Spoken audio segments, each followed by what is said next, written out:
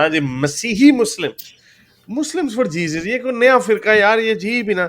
लोग परेशान होते हैं कि इल्हादी जो है ना, ये नया फितना आ गया। भाई फितने आप लोगों के मुआशरे में इतने हैं, इट पुटो फितना निकल आता है। जी सर, आप लोगों की ये क्या है? ईसा रसूल, ईसा रूह अल्लाह, मसीही मुस्लिम, मुस्लिम फॉर जीसस, ये क्या है? ये क्या है? ये नया प्रोपेगेंडा, क्या फितना आपने शुरू किया? Horace, first of all, Happy New Year. हाँ, थैंक यू। हाँ जी। ठीक है। तो इस टर्मिनोलॉजी से आपको कोई मुश्किल तो नहीं कि हैप्पी न्यू ईयर कहना, राइट? आई डोंट केयर, मुझे उससे कोई फर्क नहीं पड़ता। But you wouldn't wish anybody happy new year? Oh happy new year, हाँ ले लें आप, हैप्पी न्यू ईयर ले लें। That's I good. Don't care about this things, मैं बड़ा इसमें माठा हूँ इन कामों में। हाँ, अच्छा अच्छा। मेरे कहने से असल होता कुछ नहीं है, but I get it, I get the gesture. ये जेस्चर होता है कि चलें जी। जेस्चर्स हैं सब दुनिया में। क्या है कि whether God exists, he doesn't exist, ये जो है एक बड़ी फिलोसफिकल किस्म की डिस्कशन है, लेकिन बहुत majority of the world believes in something, और ये especially for those who are suppressed, उनका सहारा जो है जब कोई बात नहीं बन पाती तो they actually lean towards something, and that is God. Whether the God they believe in is true or false, so that we are not into that discussion. तो जब एथियस्टिज्म में जो मुझे एक इशू है वो ये है कि वो सहारा जो छीन लिया जाता है ना उन लोगों के लिए। I am not talking of the self made people don't need any such सहारा, लेकिन आई एम टॉकिंग ऑफ सारे दुनिया की majority of the people, they lean on something called God. So why are you taking this hope from them? देखें, ये question बड़ा पूछा जाता है। सॉरी, मैं आपको म्यूट कर रहा हूँ, पीछे से शोर आ रहा है हल्का सा। क्वेश्चन बार बार यही पूछा जाता है। देखें, आपने कहा ना ये दे लीन ऑन दोस पीपल, और सेल्फ मेड की आप बात नहीं कर रहे। मैं यही कहूंगा कि आप मजहब जो है वो एक तंदुरुस्त आदमी के हाथ में एक तरीके की बैसाखी है, और हम उन तंदुरुस्त लोगों को कह रहे हैं कि आपको इस बैसाखी की जरूरत नहीं है। और ये इसके ऊपर अपना पर्सनल एक्सपीरियंस है बहुत लोगों का। यू कैन से कि एक फ्रिंज थॉट निकल सकती है जो निहिलिज्म की तरफ ले जाती है लोगों को, लेकिन ऐसा जरूरी नहीं है। लोगों को इस चीज का, जब वो एक गोल है बर्ट्रैंड रसल का, उसने कहा था कि हम गार्डन को खूबसूरत मान सकते हैं, बाग को हम खूबसूरत मान सकते हैं, ये माने बगैर कि इसके नीचे परियां भी रहती हैं। एक वो परियों की कहानी थी कि एलिस इन वंडरलैंड टाइप की कहानियां मगरिब में होती है, इंग्लिश लिटरेचर में है कि परियां रहती हैं बाग के नीचे। तो यस, बड़ा खूबसूरत ख्याल है, और फिक्शन की अपनी जगह भी है। फिक्शन को हम नॉक डाउन नहीं करते, लेकिन हमें जब तक ये पता हो कि फिक्शन फिक्शन है, इमेजिनेशन जो है। लेकिन इस चीज को हकीकत मान लेना, अगर हम ये फिरका निकला है जो मानने लग जाए सुपरमैन है, मार्वल है, आयरन मैन है, कैप्टन अमेरिका है, इनक्रेडिबल हल्क है, जो एलियंस आएंगे उनको मारेंगे बड़े मजे से, it's a good feeling to have. लेकिन उस पे आप कहेंगे हाँ नहीं ये तो बेवकूफी है, तो हम कहते हैं कि गॉड को मानने से भी क्यों, अगर अगर या तो गॉड है या नहीं है।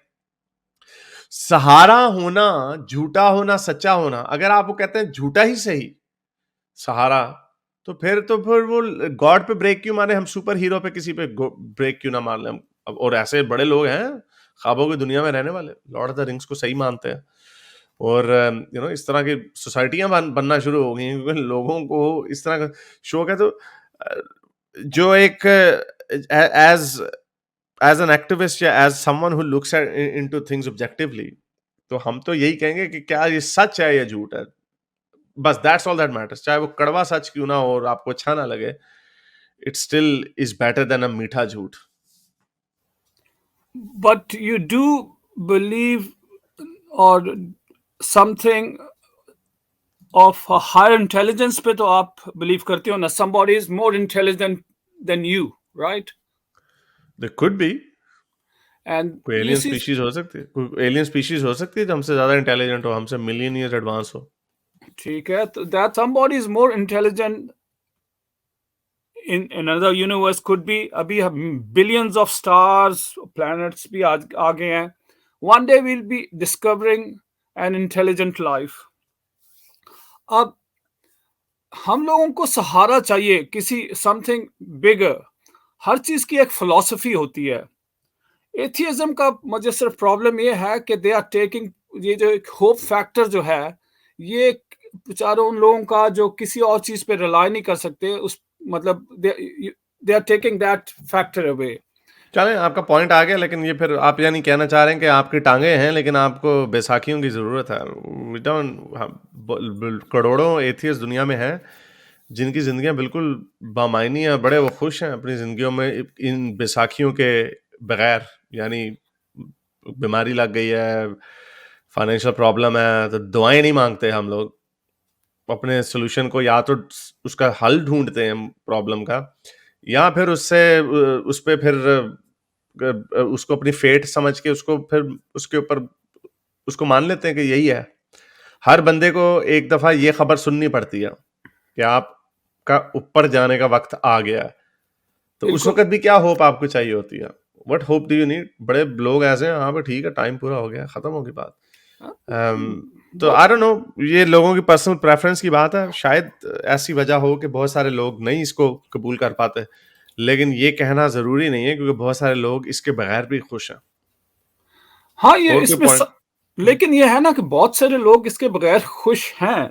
We are not talking of that part of individuals. We are talking of वो जो मस्कीन दबे हुए हैं, कुछ कर नहीं पाते, उनके पास कोई सहारा नहीं. उनको उनको बैसाखियों का सहारे की जरूरत पड़ती है.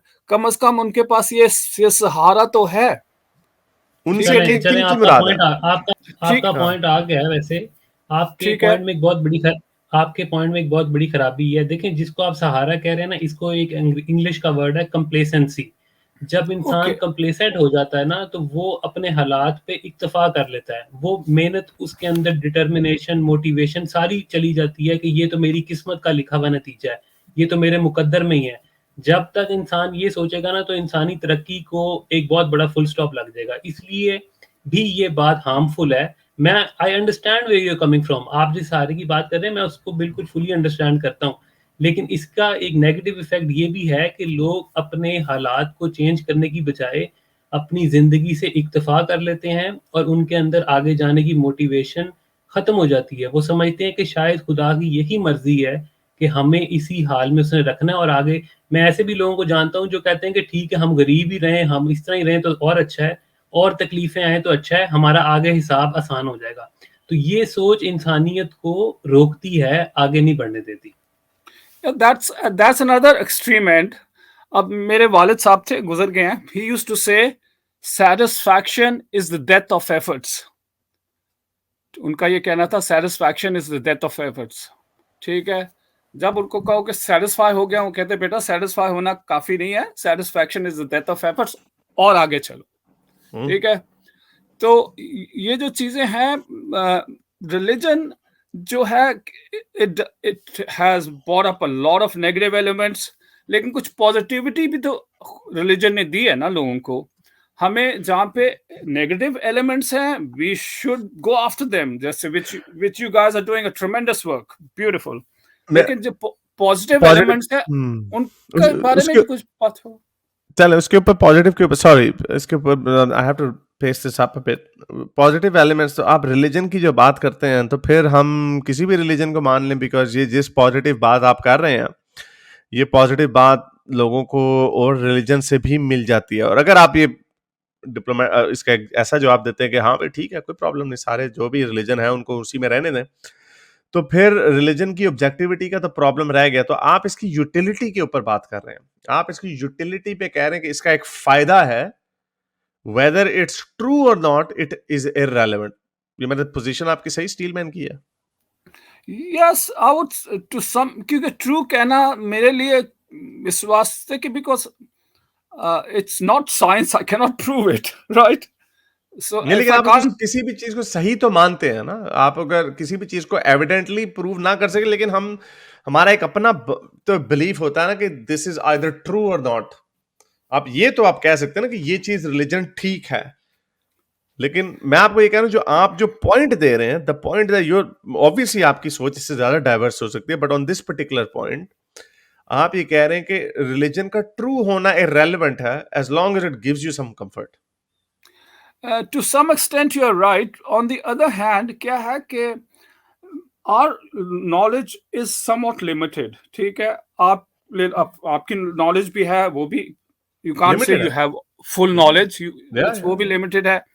You see, अब God की existence का जहाँ तक सवाल है, does he exist for me at this stage? I'm still yes, no की बात है. A few months back you did not exist for me because you were sitting in Australia wherever, लेकिन टेक्नोलॉजी ने एग्जिस्टेंस आपकी मेरे आगे लेके आई. Through this technology, internet technology, I can see that you exist. अगर ये टेक्नोलॉजी ना होती तो maybe you would never exist for me in spite of the fact that you did exist. Right? So have we reached that level कि भी हम God की existence को छू पाए? मैं आपको बता दूं because that's a very incorrect variable to set. उसकी वजह ये है कि आपको, मेरा तो नहीं पता था कि मैं जिंदा हूं, लेकिन आपको ये जरूर पता था कि इस वक्त दुनिया में 9 अरब लोग जिंदा हैं, 8 whatever the population is. आप कुछ हजारों को जानते हैं, may be you probably know maybe 1000 people including celebrities and famous people or whatever.